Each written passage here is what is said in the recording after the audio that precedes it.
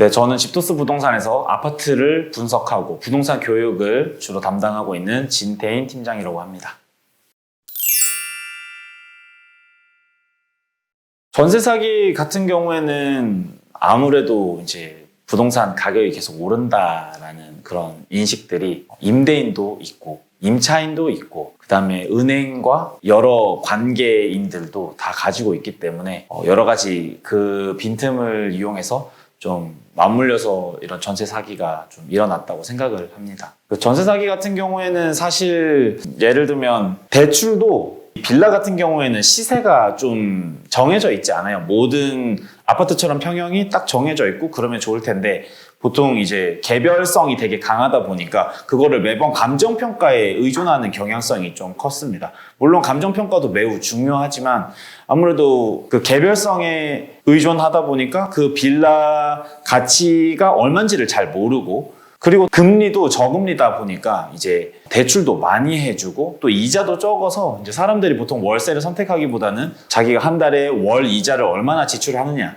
그런 거에만 좀 생각을 하고 무리한 대출을 많이 일으키게 된 거죠. 근데 그 당시엔 그게 무리한지를 모르다가 금리가 2%에서 4%, 5% 이렇게 오르다 보니까 내던 이자도 2배 이상이 되다 보니 이제 바치고 있던 전세 가격도 내려가고 전세 가격이 내려가니까 매매 가격도 같이 내려가면서 오히려 이제 이런 구조가 깨지는 거죠. 전세 사기 같은 경우에는 크게 여러 가지 요소가 있습니다.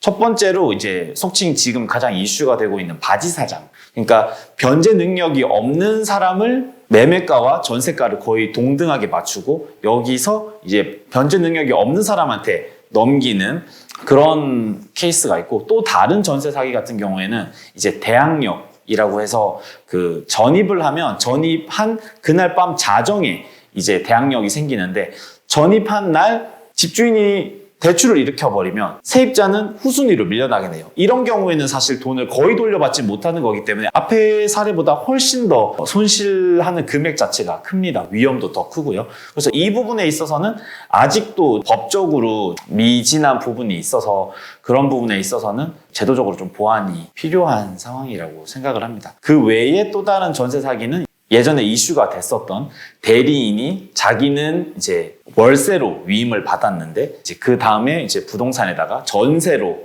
줘서 그렇게 사기를 치는 경우가 많은데 사람들이 이제 전세 사기는 한 종류로 알고 계시는데 사기의 종류는 다양합니다.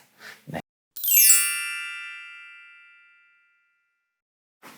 일단 큰 틀에 있어서는 조금 보호를 해주고 있는 것 같습니다. 예를 들면 우선 매수를 하게 해준다거나 그런 경우에 있어서는 일단 갑자기 쫓겨나가는 일은 최소한 막기는 했는데 앞서 말씀드렸던 것처럼 대항력을 악용한 사기라던가 아니면은 사실 전액을 변제를 받는 건 아니거든요. 그래서 전액을 변제를 받고자 하는 그런 분들한테는 사실 미진한 부분이나 아니면 일부 금액을 못 받을 수 있는 위험이 있어서 그런 부분에 있어서는 어떤 사회적인 논의가 좀 필요한 상황인 것 같습니다. 그래서 최근에 나왔던 대책으로는 전액을 무조건 보호받지는 못하기 때문에 아예 다 날리는 건 아니지만 그런 측면에서 있어서는 전액을 보호를 받고 싶어 하시는 분들은 이 대책에서 아쉬움은 조금은 있으실 것 같습니다. 당분간은 전세 시장이 많이 출렁일 것으로 보고 있습니다. 그 이유는 이제 오는 5월부터 전세 보증보험이 이제 요건이 더 강화가 됩니다. 그런 경우에는 2억짜리 전세를 1억 4,600으로 내놔야만 이 집이 보증보험이 가입이 가능해집니다. 그렇기 때문에 2억의 집을 가지고 있었던 이 임대인이 갑자기 5,400만 원을 방마다 이렇게 내줘야 되는 거죠. 만일 방을 하나만 가지고 있으면 5,400을 구해오면 되지만 만일 가지고 있는 그 다세대 주택이 10개 호실이라면 이 금액은 훨씬 더 많이 커지는 거죠.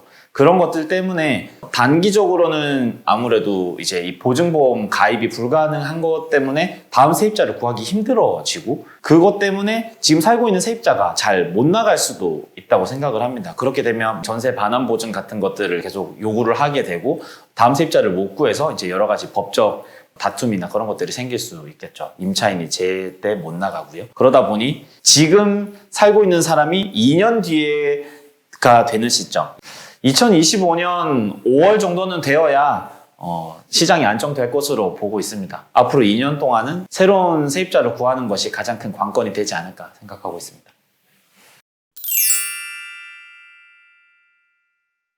아직도 좀 그레이존이라고 해야 될까요? 조금 음영 지역에 있는 그런 부분들이 있는 것 같습니다. 예를 들면 대항력을 악용한 사기라던가 또는 계약하고 나서 그 집주인이 국세 체납 사실을 알 수 있게 되는데 계약 전에 사전에 알아야 된다고 생각을 합니다. 중개 실무 현장에서 봤을 때는 이 계약금을 넣고 나서 국세나 이제 지방세 체납이 있으면 뭐 계약을 뭐 파기하는 걸로 한다 이렇게 한다고 하더라도 이미 사기의 의사를 가지고 있는 사람이 이미 계약금을 수취를 하게 되면 이 돈을 돌려받는 게 상당히 까다로울 수가 있습니다. 그래서 애초에 일이 발생하기 전에 누구나 국세, 지방세 체납 사실을 사전에 알 수 있었으면 좋겠다는 생각을 하고요. 요즘 또 각종 서비스나 그런 쪽에서 임대인이 동의만 하면 사전에 이제 국세 체납 사실을 알 수 있는 그런 좋은 서비스들도 많이 있더라고요. 그런 것들을 활용해서 정부에서도 임대차 계약을 할 때 조금 더 안정성을 담보를 했으면 좋겠고요. 또 지금 살고 있는 세입자들